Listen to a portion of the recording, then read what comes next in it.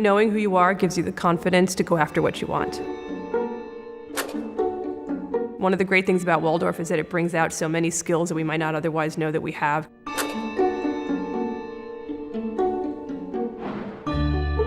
Waldorf teaches you to hold a lot of things alive at the same time. You start to get this amazing weave of all of the disciplines at the same time. They start to enrich each other. You're not just the things that you're good at. In my work as a reporter, I constantly have to go to places that are unfamiliar. I have to do things that I'm not necessarily good at, talk to people who are extremely different from me. And I then have to figure out a way to tell their stories in a way that people who are not experts will understand. So I'm not a lawyer, but I report on the Supreme Court. It's this idea that everybody has to do everything, that you can't double down on your specialty, and you can't wall yourself off from the things that are uncomfortable or difficult. That really nurtures a sense of creativity and a fearlessness. In my graduating class, there were just so many people who had different backgrounds, and we grew up together. I remember learning about African history. We traveled to California, we traveled to Canada. I went to Europe with the Waldorf singers and had an amazing experience there. I was learning about myself and who I am and where I'm from and what my background is, and I felt really grounded and knowledgeable and aware of who I was. Okay, so at least for that project. We have a downtown that has been neglected for many years. We are basically rezoning and developing 274 acres of the downtown. Over 10 years, it'll be a 10 million square foot build out.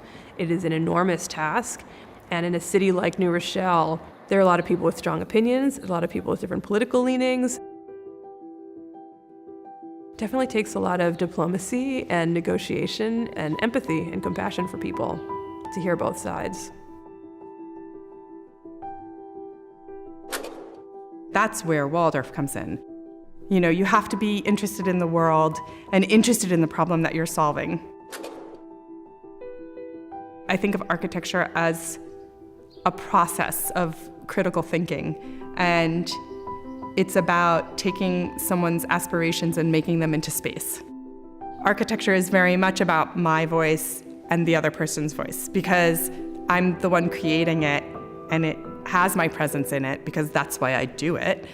But I'm also voicing the aspirations of the client, so you're along with them on their journey.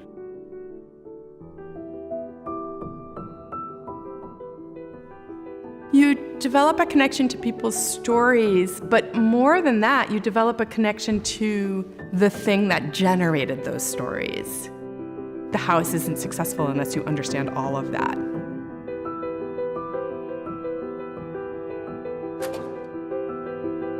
You know, it's not just about your academics, it's not just about your physical ability, it's about your internal voice, it's about who you are, it's about your confidence, it's about your awareness.